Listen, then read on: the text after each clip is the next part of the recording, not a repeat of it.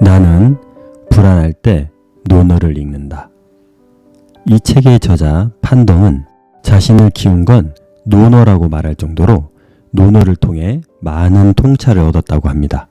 또한 공자의 논어는 마음속을 파고들고 그 감동은 나의 불문이라고 극찬을 아끼지 않습니다.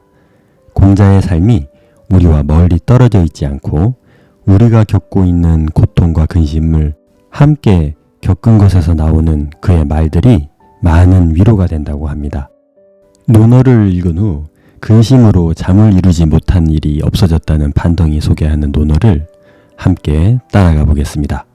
논어는 총 20편으로 나누어 분류해서 주석을 달고 해석을 해놓았습니다. 저자인 판동의 해석에도 공감이 되는 부분이 있었지만 논어의 이야기에 좀 더 집중해서 글을 읽어보고 제가 느낀 점이나 공감되는 부분 혹은 인생을 살면서 많이 도움되는 글들을 간략하게 담아보았습니다.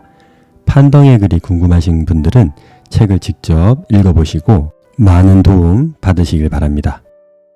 1편 학이 배움에 대한 마인드셋이 천하를 다스린다. 학이 시습지 논어 한 문장으로 인생의 변화가 시작된다. 배우고 제때 익히면 즐겁지 아니한가. 친구가 먼 곳에서 찾아오니 기쁘지 아니한가. 사람들이 알아주지 않아도 화내지 아니하니 군자답지 아니한가. 우리가 마주하는 배움에 대한 어려움은 두 가지다. 첫 번째는 아예 배우려 하지 않는 것이며 두 번째는 머리로만 배우고 실행하지 않는 경우이다. 평생 배우며 성장한다는 마음가짐을 가지고 실수와 좌절도 하나의 학습 과정으로 이해하며 배움의 재미를 즐길 수 있어야 한다.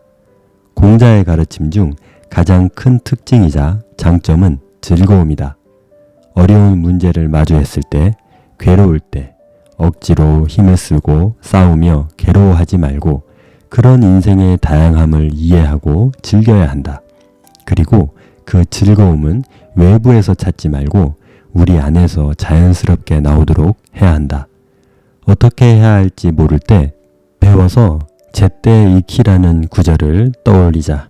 그리고 다른 사람이 나를 이해해 주지 않을 때 화내지 아니하니 군자답지 아니한가라는 문장은 암송하고 인생에서 깊이 새겨 살아가면 좋을 것 같다. 인간은 생각하는 존재이기에 배움이 즐겁지 않을 수 없습니다. 세상의 모든 것을 배우고 익힐 수 없지만 자신이 관심 있는 분야에 호기심이 있으며 배우기를 간절히 희망합니다. 여기서 우리가 고려해야 할 것이 있다면 다양한 경험과 배움이 없을 때 우리에게는 편견과 편협한 사고가 생기고 그것을 통해 세상을 살아간다면 큰 위험에 처할 수 있다는 것입니다. 그러므로 가급적 열린 마음으로 적극적으로 여러 분야의 지식과 정보들을 배우려고 노력해야 합니다. 그런데 이 배운다는 것이 생각보다 쉽지 않습니다. 운동과 같아서 게을리하면 전혀 늘지 않습니다. 그리고 꾸준히 하지 않으면 늘지 않습니다. 우리가 자주 접하는 성인들의 독서량 조사는 늘 우리에게 아쉬움을 전하지만 전혀 달라지지 않습니다. 배울 수 있는 방법들이 여러 가지가 있지만 가장 우리가 쉽게 접할 수 있고 가장 많은 정보를 담고 있으며 우리가 실천할 수 있는 방법이 있다면 아마 독서일 것입니다. 그런데 문제가 하나 생겼습니다. 독서가 그리 쉬운 일이 아니라는 것입니다. 독서는 구호와 결심만으로 되지 않습니다. 내가 문자를 읽어도 집중할 수 있는 지구력을 가지고 있어야 하며 이것이 밑바탕이 될 수 있도록 끊임없는 노력이 축적되어야 가능합니다. 그래서 배경 지식이 많아지고 독서가 조금은 쉬워지고 즐거워질 수 있는 단계까지 인내심이 필요합니다. 여기에 도서관을 꾸준히 성실하게 다니는 것도 쉬운 일이 아니며 도서를 구입한다고 해도 그 비용이 부담됩니다. 하지만 우리의 건강을 위해서 힘겹게 운동을 해내는 것처럼 우리의 마음과 지식을 위해서 독서를 하기 위한 노력은 꼭 필요해 보입니다. 관심 있는 분야의 책부터 읽으시면서 독서 근육을 차츰 강화해 나가셔서 점차 확장해 나가신다면 배움의 즐거움과 함께 현명한 인생을 사는데 많은 도움을 받을 수 있을 것입니다. 그리하여 노노의 말처럼 배우고 제때 익히는 것이 즐거운 순간이 오게 되길 바라고 군자답게 이 세상을 현명하게 살아가는 여러분들이 되기를 응원하겠습니다. 작은 습관의 경이로운 위력, 군자 무본. 군자가 근본에 힘을 쓰는 것은 근본이 세워져야 도가 생기기 때문이며 효도하고 공경할 줄 안다는 것은 바로 어짐의 근본이다. 유자의 말. 여기서 말하는 근본은 효도와 공경을 바탕으로 한 가정이다. 즉, 가정이 바로 서야 비로소 도가 생길 수 있다는 것이다. 근본이 세워져야 도가 생긴다는 구절을 제대로 이해하려면 큰 나무를 떠올려야 한다. 모든 나무는 먼저 뿌리가 튼튼해야 한다는 뜻이다. 사람의 뿌리는 효와 공경이 근본이며 가정이 사랑과 애정으로 우애 있게 지켜져야 모든 일이 잘 될 수 있다. 가화만사성이라는 말도 있듯 가정이 화목해야 모든 일을 잘해 나갈 수 있는 것이다. 그리고 한 사람의 태도의 가장 근간이 되는 것은 습관이다. 우리 행동의 결과는 작은 습관이 쌓여서 이루어지기 때문이다. 그러므로 생각을 조심해라. 말이 된다. 말을 조심하라. 행동이 된다. 행동을 조심하라. 습관이 된다. 습관을 조심하라. 성격이 된다. 성격을 조심하라. 운명이 된다. 결혼을 했을 때 장점을 한 가지 얘기해 보라고 한다면 나 자신이 있는 그대로 드러나게 된다는 것입니다. 자녀를 통해서도 아내나 남편을 통해서 자신의 본 모습이 적나라하게 드러나게 됩니다. 그렇기에 정말로 좋은 사람은 가까운 가족이 인정하는 사람이라는 말이 있지 않습니까? 우리가 가지고 있는 본성은 편안하고 부담이 없을 때 있는 그대로 드러나는데 그 순간이 바로 가족과 함께 있을 때입니다. 지금 가족들과 관계가 좋지 않은 사람들이 있나요? 그렇다면 자신을 돌아보시기 바랍니다. 물론 여러분이 잘못한 부분이 없는 분도 계실 것입니다. 그럼에도 불구하고 자신을 한번 돌아보는 계기가 되었으면 좋겠습니다. 누구나 화목한 가정을 꿈꾸지만 그게 뜻대로 잘 되지 않는 것이 이 세상인 것 같습니다. 그렇다 하더라도 서로 공경하고 효도하고 형제가 우애 있게 지내는 가정을 위해서 노력한다면 이 사회는 더욱더 밝고 좋은 사회가 될 것이며 여러분 자신도 더욱 행복한 삶을 살게 될 것입니다. 혹시 결혼을 해서 자녀를 둔 부모님들이 계신가요? 그렇다면 더욱더 큰 책임감을 가지고 노력하시면 좋을 것 같습니다. 세상에 태어나는 모든 아이들은 백지 상태로 태어납니다. 물론 가지고 있는 성격이나 성품들이 약간씩은 있지만 어떤 환경에서 성장하냐에 따라서 완전히 다른 사람이 됩니다. 즉, 누가 키우냐에 따라서 완전히 달라진다는 것입니다. 그것은 부모가 어떤 사람이냐에 대한 물음을 던지는 것입니다. 항상 좋은 생각을 할 수 있는 사람이 되도록 노력하여 말과 행동을 변화시키고 좋은 말과 행동이 습관이 되어 좋은 부모가 될 수 있도록 노력해 주시면 감사하겠습니다. 그러면 자연스럽게 자녀와의 관계는 사랑으로 가득하게 될 것이며 가정은 화목해지지 않을 수 없습니다. 세상에서 가장 위대한 사람은 세상을 변화시키는 사람이 아니라 바로 자기 자신을 선한 방향으로 변화시킬 수 있는 사람입니다. 힘내시기 바랍니다. 마음을 울리는 세 가지 물음. 5일 삼성 오신. 나는 매일 세 가지로 자신을 반성한다. 다른 사람을 위해 일을 도모하면서 충실하지 않았는가?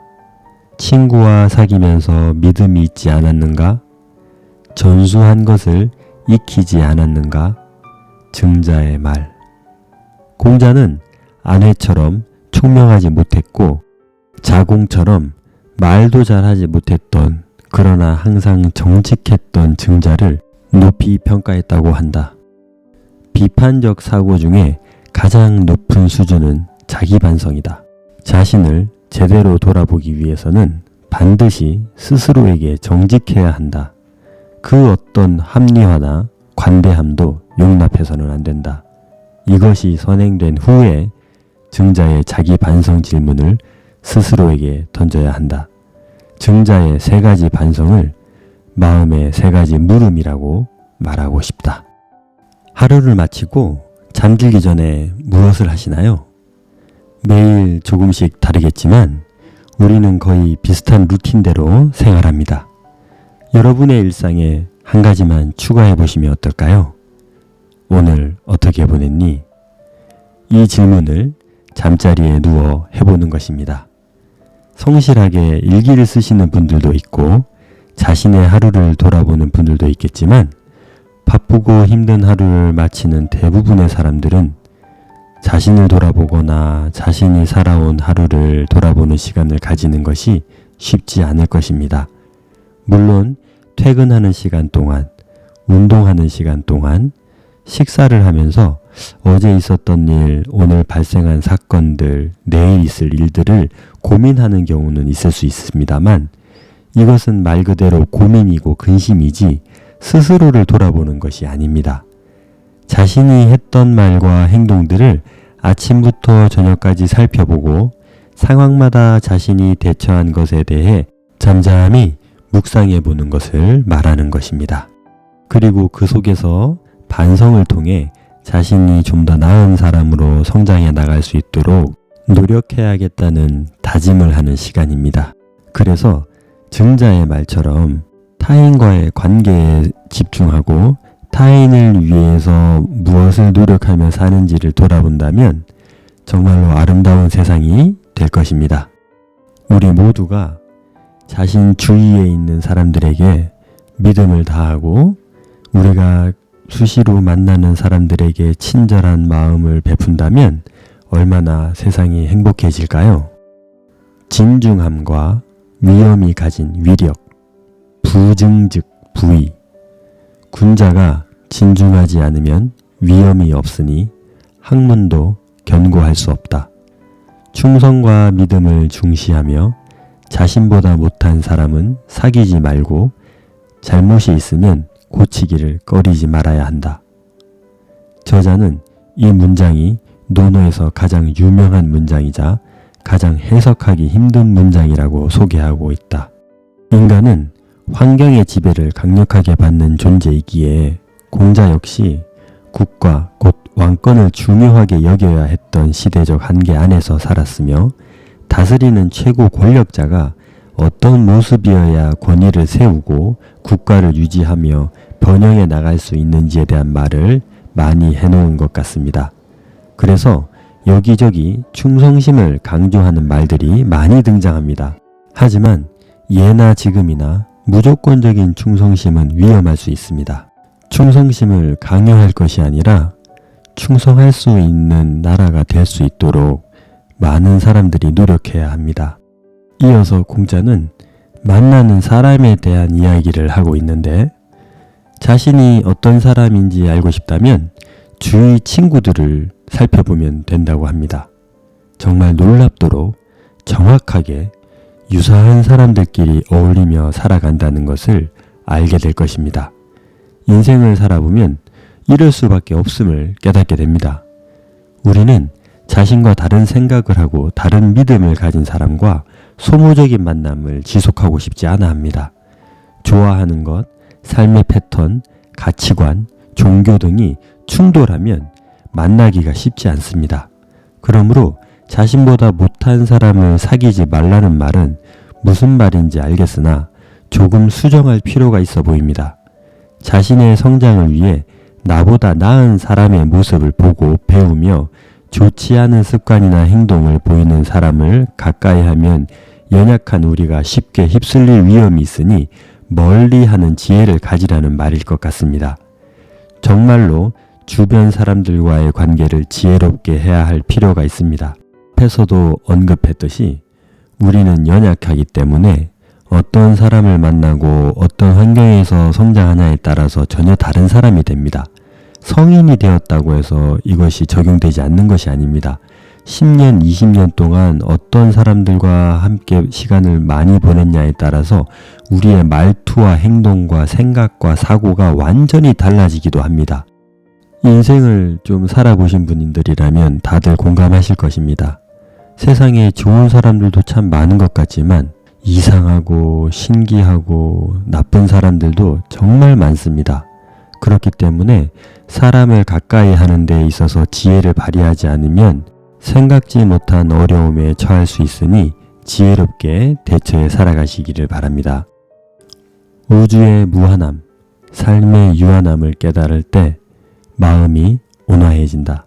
신종 추원. 마지막을 신중하고 멀리까지 추구하면 백성의 덕이 후함으로 돌아간다. 증자가 말했습니다. 여기서 마지막은 인간의 죽음을 의미한다.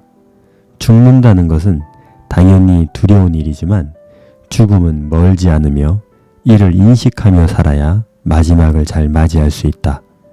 죽음이 멀지 않았다는 것을 깨달아야 시간이 소중하고 현재의 삶을 진지하고 엄숙하게 대하게 된다.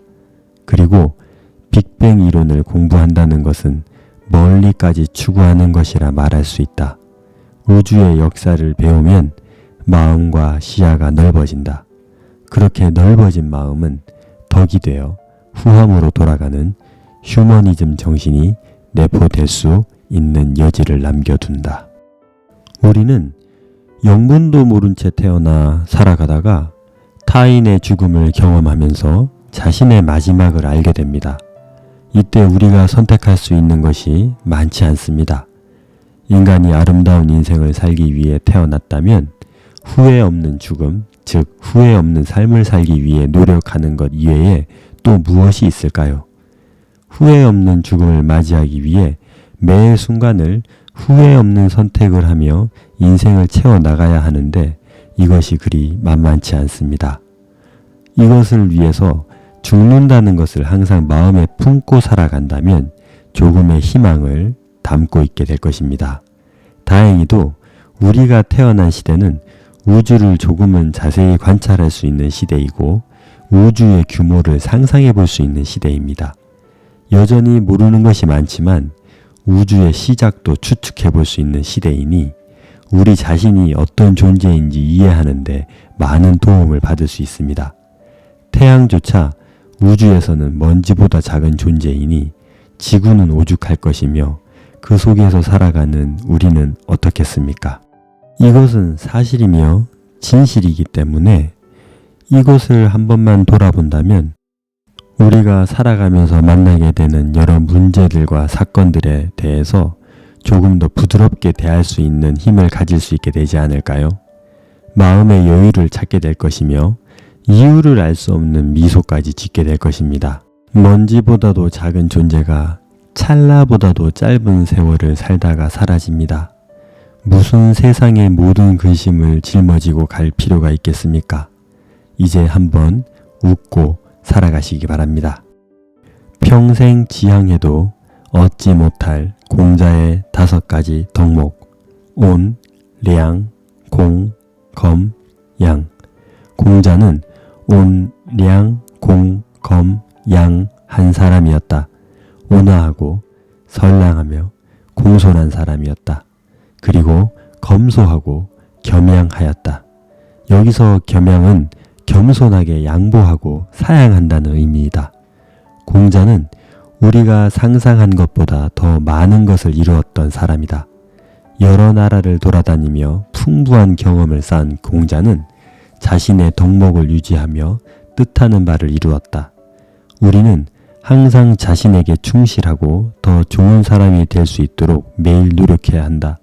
공자의 5가지 덕목은 개인에게 가장 값진 덕목들이다. 여러분들 중에 혹시 공자의 5가지 덕목을 갖춘 분이 계신가요? 아니면 이런 분을 알고 계신가요? 저는 쉽게 떠오르지 않습니다.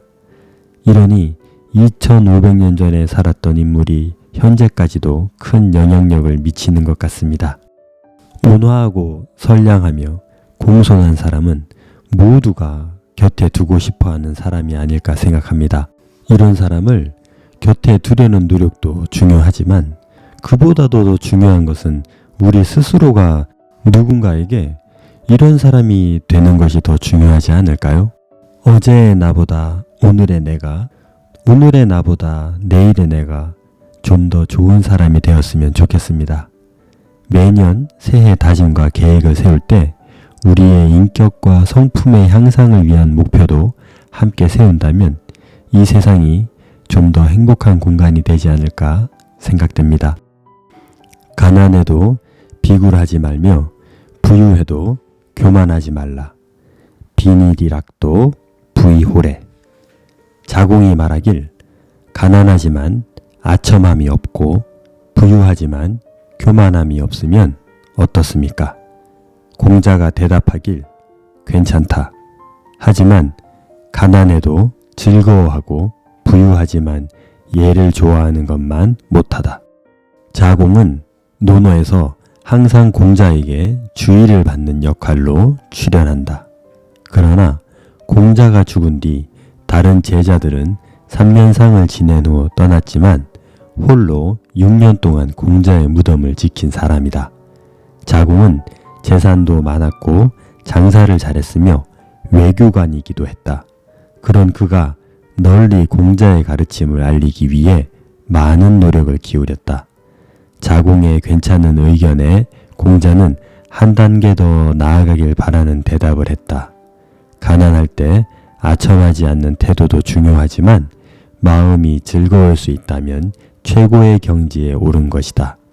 부유하지만 교만하지 않기 위해 노력하는 태도보다 어떤 상대에게도 예를 갖추는 것이 한 단계 높은 수준의 삶의 태도임을 공자는 자공에게 가르친 것이다.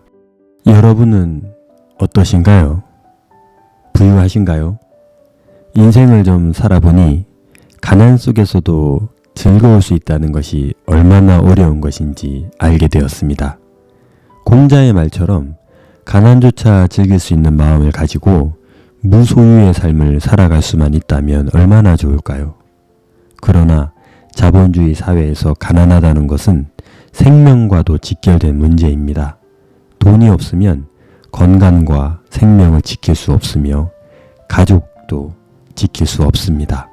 굶주림에 시달려야 하고 최소한의 자존심도 존엄성도 지킬 수 없는 삶을 살아가야 할지도 모릅니다.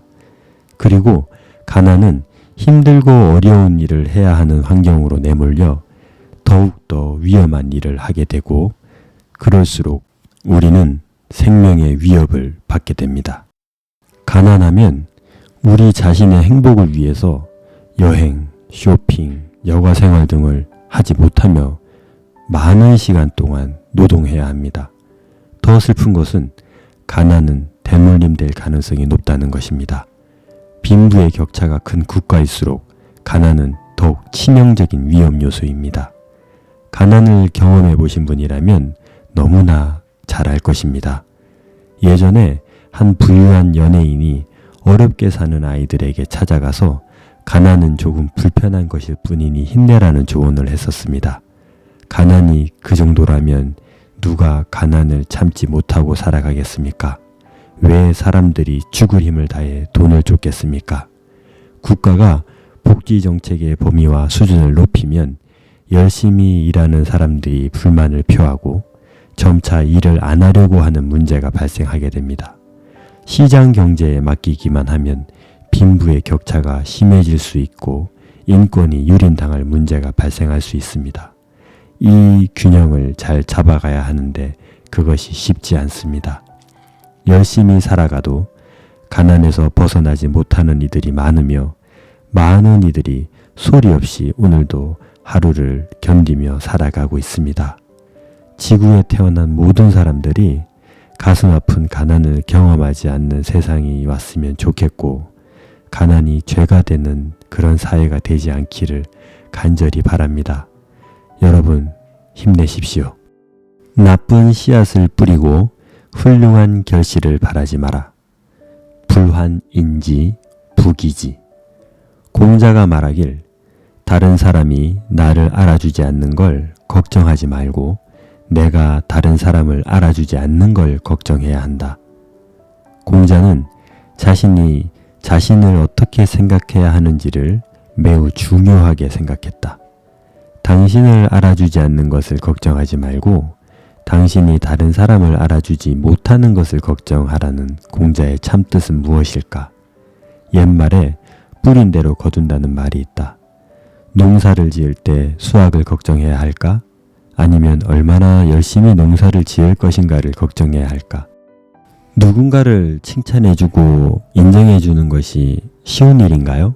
어쩌면 우리는 누군가를 칭찬하고 인정해주는 것이 인색한 환경에서 살아왔는지도 모르겠습니다. 어릴 때부터 경쟁이 심한 환경에 노출된 우리는 타인을 격려하고 칭찬하면 우리 자신의 입지가 약해지고 흔들릴 수 있기 때문에 위기를 느낄 수밖에 없었을 것입니다. 개인적인 문제로 여겨져서 연구를 해보면 대부분 사회적인 문제가 개인에게 미친 결과일 경우가 많습니다. 한 사람 한 사람이 개별적이고 주체적으로 삶을 살아가는 것 같지만 큰 틀에서 보면 인간은 어떤 환경에서 살아가냐에 따라 달라지는 것 같습니다. 그렇다고 해서 우리가 우리 사회만을 탓할 수는 없습니다. 우리가 개인적으로 할 수 있는 노력은 최선을 다해 해야 하지 않을까요? 그렇기 때문에 우리 주변에 있는 사람들을 인정해주고 칭찬해주는 것을 연습하고 노력해서 우리 자신의 습관으로 만들고 성품으로 바꿀 수 있다면 좋을 것 같습니다. 부모조차도 자녀에게 칭찬하는 것을 인색하게 구는 사람들은 정말로 스스로를 돌아보고 자녀에게만큼은 충분한 사랑과 응원을 전해주는 사람이 되면 좋겠습니다. 농사처럼 뿌리고 노력한 만큼 결실을 얻는 것이 우리의 인생입니다. 그러므로 자신을 위해서라도 타인들에게 많은 칭찬을 아낌없이 전해주는 사람이 되었으면 좋겠습니다. 이것을 머리로 인식하기만 하지 말고 실천할 수 있는 작은 노력들을 오늘부터 시작해 보시면 어떨까요? 분명 여러분에게 그 칭찬이 돌아오는 날이 올 겁니다.